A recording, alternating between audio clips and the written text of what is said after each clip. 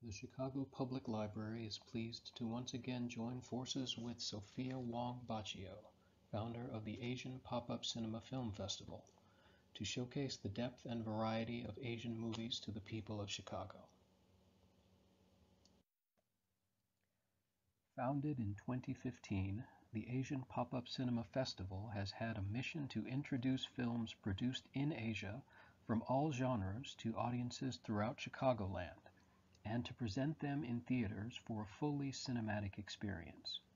Even during the COVID pandemic, curator Wong Boccio arranged drive-in movie events to capture that theater-going spirit. With parents who both worked in the film industry in her native Hong Kong, Ms. Wong Boccio sees the festival as a natural extension of the family tradition established by her mother and father to use cinema as a bridge between cultures and communities. A Chicagoan for over 20 years, she has made the city a focal point for connecting Asian film creatives to local artists and organizations, and for raising the profile of Asian cinema among the city's film-loving populace. Please enjoy this retrospective of Sophia Wong Boccio's Asian Pop-Up Cinema Film Festival, brought to you by the Chicago Public Library's Asian American and Pacific Islander Services Committee, the Adult Services Office of Civic, Cultural, and Literary Engagement, and the Popular Library at the Harold Washington Library Center in downtown Chicago. Thank you, Scott. Thank you for the introduction. When Ms. Young Park, the department manager of the Popular Library of Chicago Public Library, called me up about this interview or some sort of a video presentation on their YouTube channel, my first reaction was there something interesting for people to listen to me talking about it? And she said, yes. Your passion, your enthusiasm of doing this for 8 years is something worthwhile to be shared with the public. So here I go. I call this Asian Pop-Up Cinema 25 years in the making.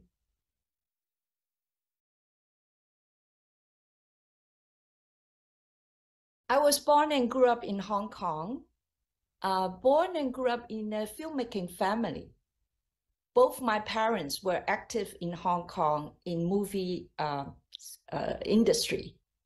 My father was actually an award-winning editor, and I've been keeping 2 of his awards all these years.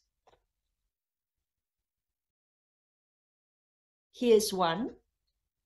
It's a Golden Gong Award given to him at the 6th Film Festival in Asia, 1959, Kuala Lumpur, Malaya, for a dramatic film called Her Tender Heart for the best editing. The film was produced by MP and GI Company Limited in Hong Kong, and it was the studio he worked almost his entire professional life as the chief editor of that studio. This one is a different one, very heavy also. You see a lot of detail. It's called Golden Harvest Award, and it's a special award given to another film that he was involved as the editor. My mom was an active supporting actress, drama actress for many years. She was active at least between the 50s, 60s, 70s, and later in her life, she did a lot of cameos in a lot of films, mostly in Mandarin speaking movies. So as a kid, my brother and I used to spend our weekend or holidays at the studios, whether my mom was working on the set or my father was working in his editing room. My father had a lot of apprentices working around him. So all those apprentices is like our brothers or our sisters, my older brothers and sisters that we can, it's like an extended family from our own family. And with my mom as an actress, so I got to know a lot of makeup artists, the hairstylists at the dressing room, what happened there. And then on the set, you saw a lot of directors, DOP, the track and lighting and all those stuff. So all those people also part of myself and my brother growing up, because they loved to hang out with us in our house because my mom was a good cook. So that was another part of my childhood life. And I remember for the longest time, I only read a lot of scripts that my father brought home. I read it like a little novel. But the scripts are written very differently as any novels because they describe the scene. They describe, open the door this way, somebody walked in. Everything was in the script. So you're not just reading the dialogue, you're reading all the actions behind the dialogue. And so it was something I just enjoy reading and picturing all those scenes in my head. So jumping forward, my business career actually took me to China for the longest time. I was there working for multinational firms, representing them to do business with China. And I was there the entire 80s, working and living in Beijing, but traveled to many, many coastal cities where we have business with. And then the 90s, my husband and I also got another chance to go back to China, 92 to 96. During that time, I was working as the country director of U.S. Wheat Associates, promoting U.S. wheat consumption in China. So it's completely different direction that in my career that I was progressing at the time. But I did notice when I was back 92 that a lot of my friends, a lot of expats, diplomats that were living in China did not get a chance to see a lot of Chinese films that were already having a lot of recognition in the West, in the International Film Festival, because China closed up for so long. So at the second half of the 80s, there were a boom of production of film led by Zhang Yimou, Chen Kaige, that particular generation. But the people working and living in Beijing, we couldn't go to the local cinemas to look at those films, because the most important thing, all those films were not subtitled. And I started an event, a bi-weekly film club showing Chinese film for international audience to watch, non-Chinese speaking people that have a chance to watch the film with subtitles. And I ran this Sophia's Choice Film Club every other week. A film showing between 94 to 96. So at the Sophia's Choice Film Club, I did not just show movies. I was very brave. I wrote letters or tried to get hold of the film companies to try to be in touch with some of the filmmakers involved with the production. They could be the director or the producer or the script writer or even a couple actors. I had a music composer or some artistic director that I thought it enhanced the viewing experience of the audience. So I wrote them a letter, and some of them came, some of them could not make it. So it was quite nice to add that element to the film series. One of the ones that I most cherished still today is, if you remember this movie, very powerful Chinese movie, is called Farewell, My Concubine, directed by Chen Kaige, won tons of awards abroad and still today being shown as one of the best movies from China, and starring the late Leslie Cheung, Zhang Fengyi, and Gong Li. It was a story about two boys meet at an opera training school in Beijing in 1924, and their resulting friendship that spanned nearly 70 years, and endured some of the most troublesome times in China's history. So it was very significant and artistically beautiful, gorgeous film. And anybody loved Leslie Cheung, you will never forget Leslie Cheung in Farewell, My Concubine. So there were some young actors playing Dou Zi, the character's name of Leslie Cheung, and Zhang Fengyi and Shi Tou, when they were trainees at the Peking Opera School. So through the school, I invite one, I believe at least one, definitely one, maybe two, somebody that came with him, joining us at the screening for a post-film Q&A. The kid was wonderful. He came, he talked about his experience and part of this major production, very humble because he probably don't even know the impact that he was involved in, that this film was about. And at the end, he was just like that and sang an opera tune for our audience.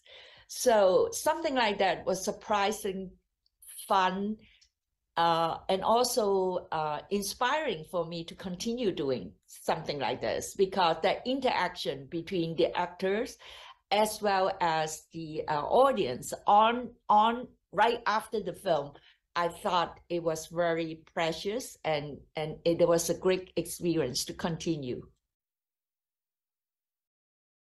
After China, in 1998, my husband got relocated to Sydney, Australia, where he was involved in the Asia Pacific expansion of his employer's business. So it was meant to be a one-year assignment. We ended up staying in Australia for 2 years. During this time, I was invited to organize 2 mini film festivals, one in collaboration with the Australian Film Institute, celebrating their 40 years of promoting Australia film and television, with a Sydney and Melbourne Twin Cities presentations of Hong Kong contemporary cinema.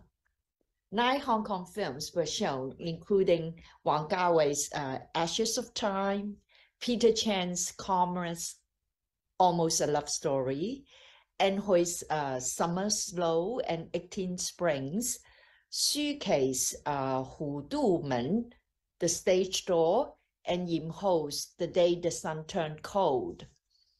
Guests attending the panel discussion included An Hui, Yim Ho, Xu Kei, Stephen Teo, and a couple other significant film industry professionals. It was a very successful event held in the month of August 1998. So here's the program book. Later in December of the same year, I organized another mini film festival, a Chinese film festival in association with the Center for Continuing Education in University of Sydney. 10 Chinese films, including the 1947 classic, The Spring River Flows East, to the Story of Qiuju by Zhang Yimou, Woman Sesame Oil by Oilmaker by Xie Fei, and a couple Australian premiere at the time, Red Suit by Li Shaohong, and A Time to Remember by Ye Daying. So this was the pamphlet that we distributed. And the films were shown at the Greater Union Pitt Center in Sydney.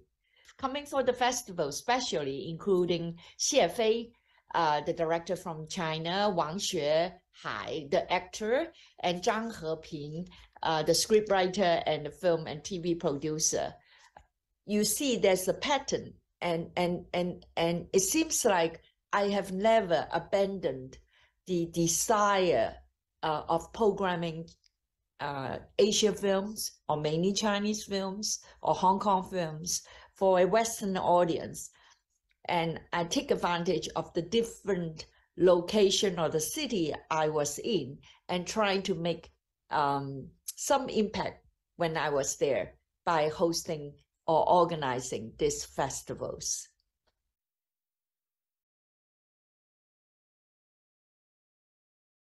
After those two film festivals in Sydney, Australia, it's time for us to move again.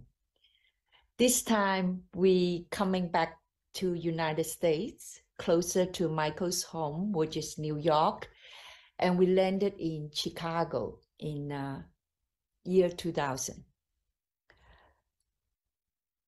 Since then, we have called Chicago our home for the last 20 years. It's probably one of the longest stay we ever have been in one single city. Between 2000 and 2015, I took on 3 leadership roles with 3 different nonprofit organizations focused on art and culture, including the Chicago International Film Festival. During those 6 years working for the Chicago International Film Festival as their managing director, their festival is one of the oldest film festivals in America.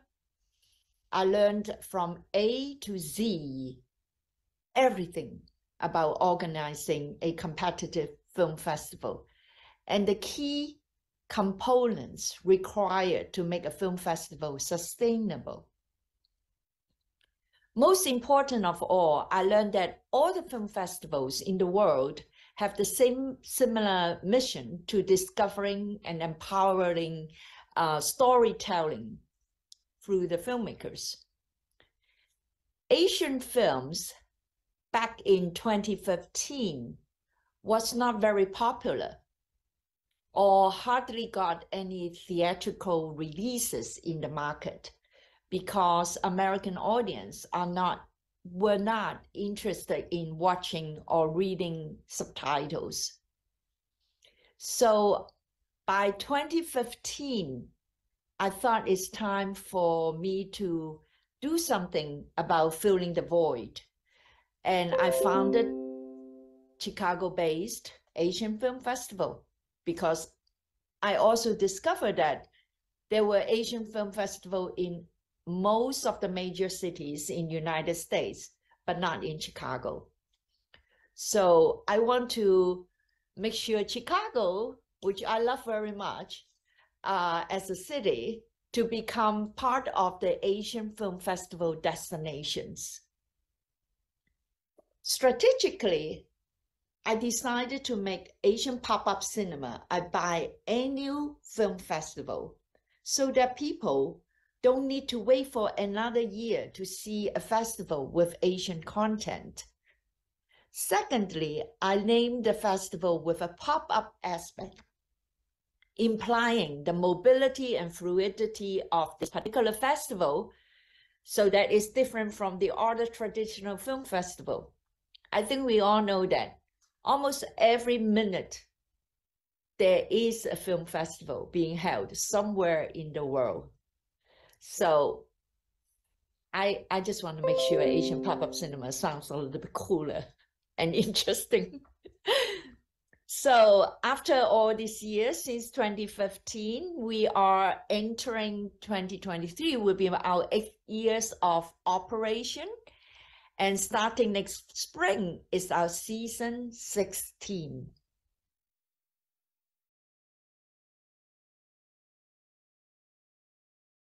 I actually really like to choose films that made originally for the filmmaker's home audience, so that they are not really made for international film festival. They were not made for film jury competitions and try to compete. They are all made for the home audiences. And I thought those films provide the Western audiences a detailed and honest look at contemporary Asian societies in Asia. And number two, I like to highlight the cultural differences with lessons to be taken away from every film I'm showing. I think that's a very important thing. We might have a lot of common struggles, predicaments, whether we are in United States or we are in Vietnam or Indonesia. We always look for a strong script with good execution.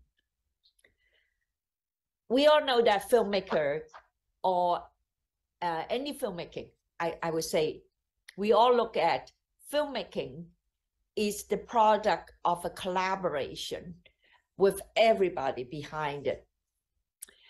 The director is maybe leading the vision, but the script has to be able to tell that vision correctly in words, through the dialogues, and make it all believable.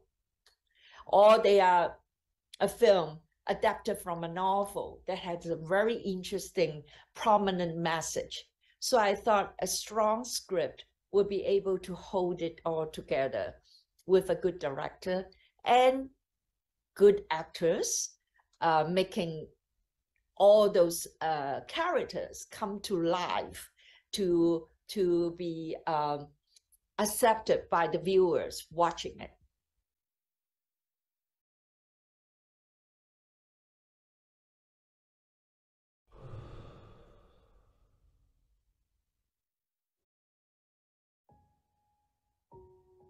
Paralisado siya mula dibdib hanggang baba.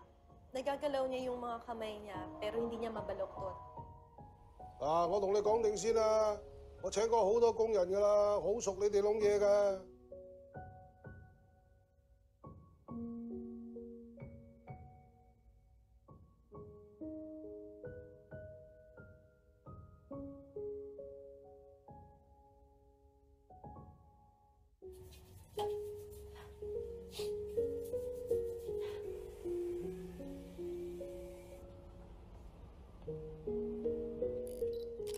What is your dream? 有鬼知咩？你發人一個，老詹，你信個賓妹？人哋日日咁樣照顧我㗎嘛，我唔信佢，咁我仲可以信邊個咧？咁靚仔。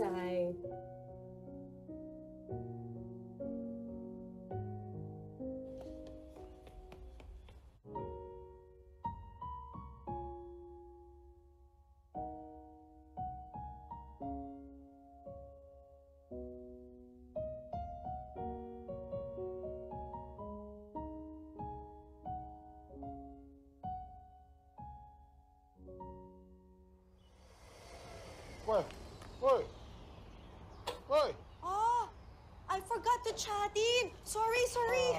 真係啊！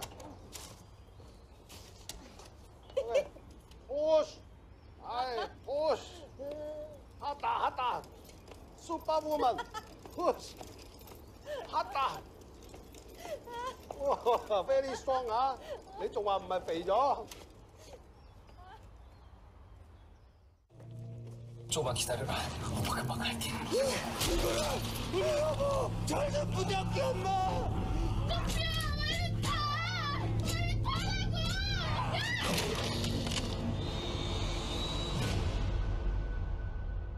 아니 이 눈깔이 왜 이래? 어디 을한테 눈깔을 부르뜨가 이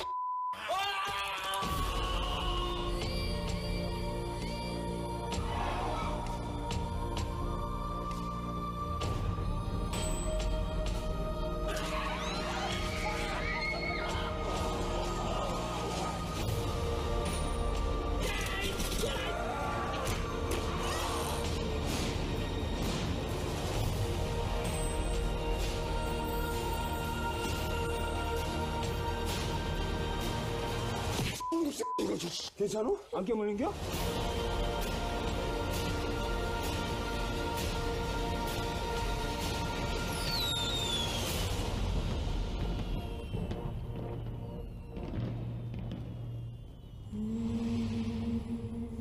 시민 여러분, 대한민국은 현재 원인 모를 바이러스의 공격을 받고 있습니다.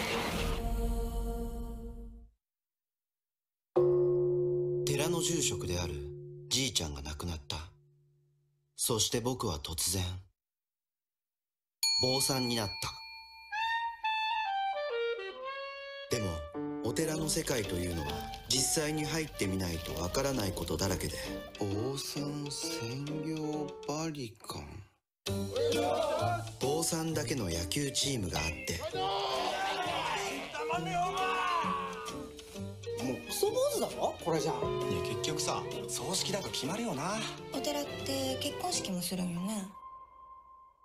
おめでとうございます。近くして身敵きは我が心。心を整えることをまずなさった方がよろしい。京子は死んでるとか死ねよな。自分は自分一人で自分なのではない。そう思えば身に降りかかる大変なこともありがたいことのように思える。お前は本当にそう思ってんのか。お大師様、僕には何ができますか。僕にはできないことがたくさんある。でもあなたは待ってると思いますよ。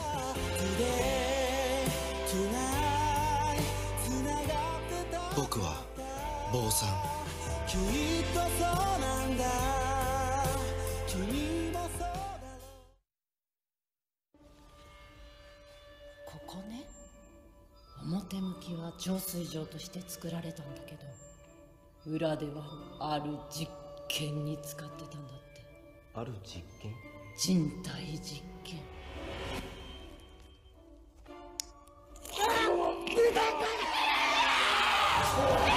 撮影は続ける。カメラは止めない。この噂が本当だったなんて最高かよ。血はもう巻き終わった。死の呪文を唱えるとそれはよみがえる。それ？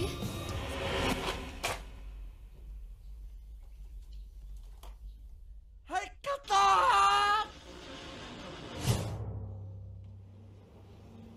ゾンビもので生中継でワンカットやっていただけますか。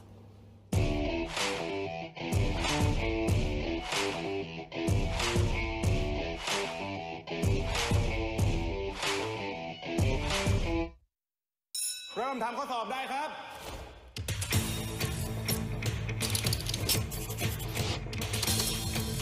นักเรียนดีเด่นม.1 ถึงม.3 แข่งขันตอบปัญหาคณิตศาสตร์อันดับ1. ไม่ต้องถามแล้วมั้งคะว่าที่นี่เขาอยากจะรับน้องลินหรือเปล่าต้องถามน้องลินมากกว่าอยากเรียนที่นี่ไหมคะนี่ขนาดเรียนพิเศษเป็นอาทิตย์แล้วนะแม่งก็ยังไม่รู้เรื่องเหมือนเดิมอะ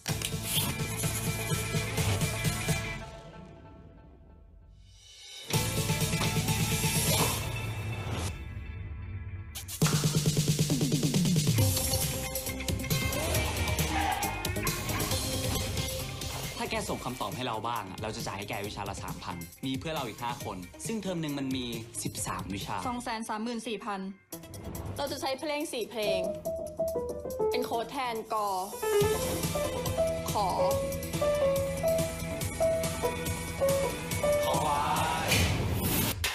พอผิดหวังในตัวเธอมากเลยลินเอาเข้าจริงๆเนี่ยพอไล่เธอออกได้เดี๋ยวนี้เลยนะ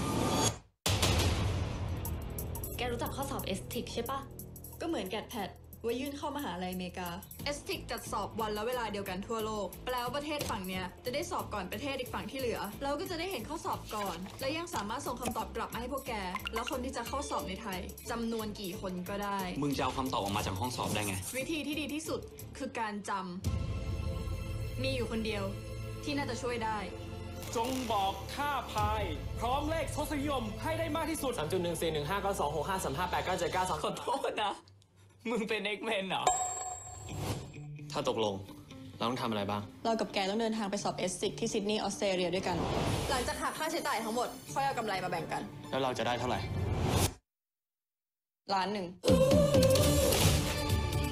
แล้วเราจะมารวบเป็นหนึ่งเป็นที่หนึ่งทางด้านการศึก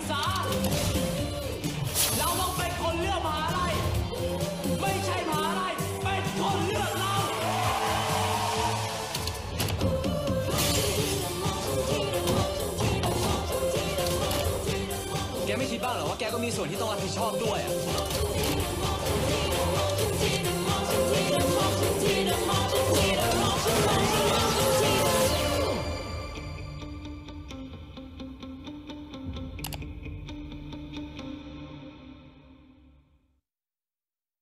The last thing I want to say before wrapping up this program with a flashback video of our latest season 15 that closed on November 6th is that Asian pop-up cinema is growing fast and strong. We are here to stay. We managed to ride out the pandemic without missing any season by migrating the festival to virtual programming and later on showing the films at the drive-in to ensure public safety. Moving forward, there are still uncertainties about the best format of how and where to show the films, and whether or not the guests from Asia are willing to travel to the States with their films. Sometimes the answers are very obvious, and sometimes they are a little bit of risk-taking. I think keeping our minds open with the willing to adapt and change where appropriate is probably the best way to continue with the future seasons. So thank you all for watching this program. I hope to see you in the future attending some of our screenings. Season 16 will run between mid-March to mid-April, and we will have the official lined-up announcement, say around third week of February. Please go to our website, check out asianpopupcinema.org for all the updates. And I do hope you enjoy watching some subtitled films from Asia.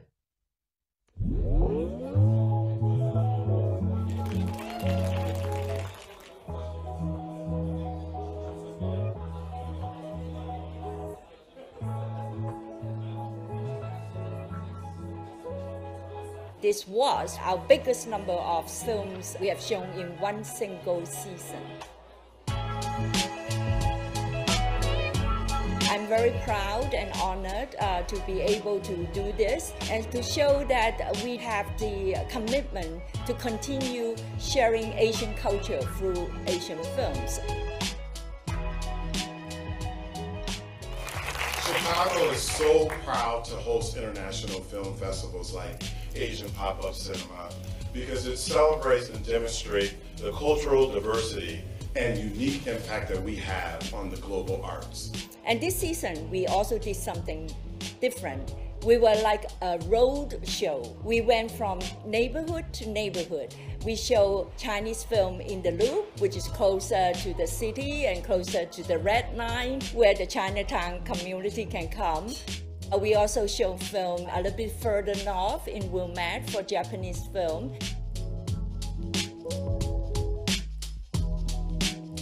Art is a universal language. And even if you're not talking that language, you still feel what they feel. And I think that's one thing that unifies all of us. And then we went to Niles to show Korean films, where a large Korean community lives. 저 원래 후회 같은 거 안 하는데.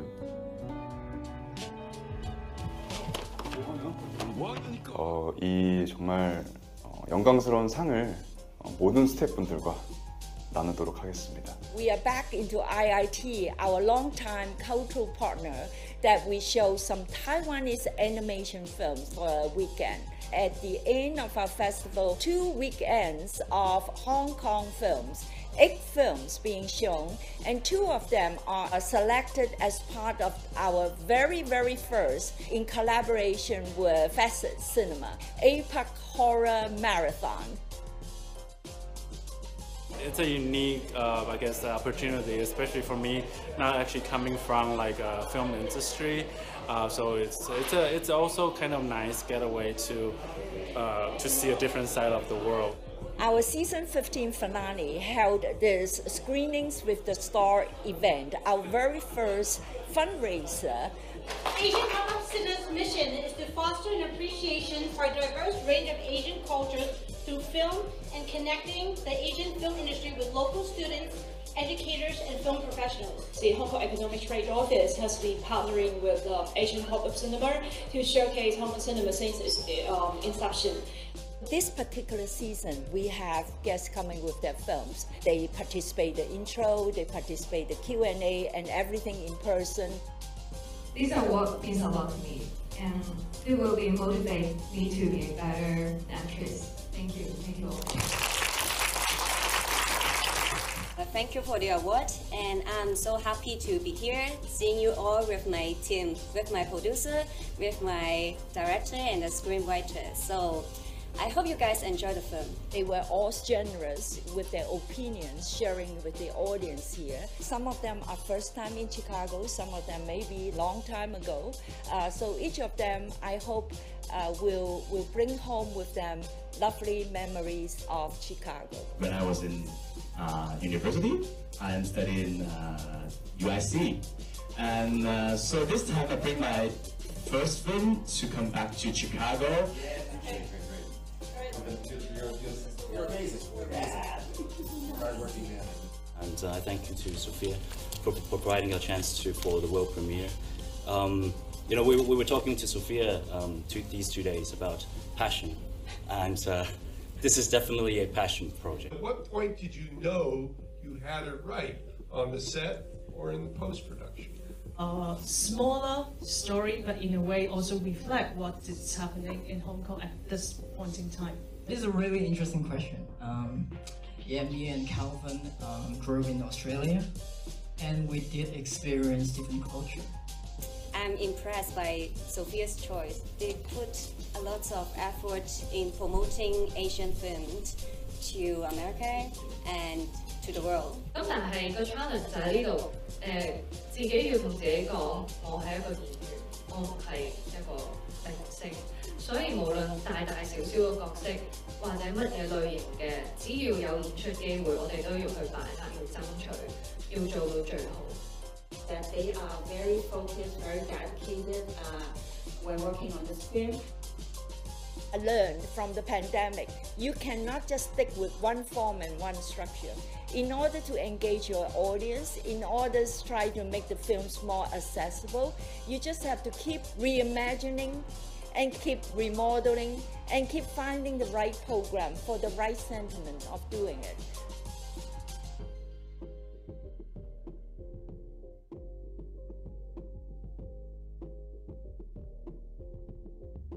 Asian Pop-Up Cinema would not be possible without the generous support by all our supporters or partners.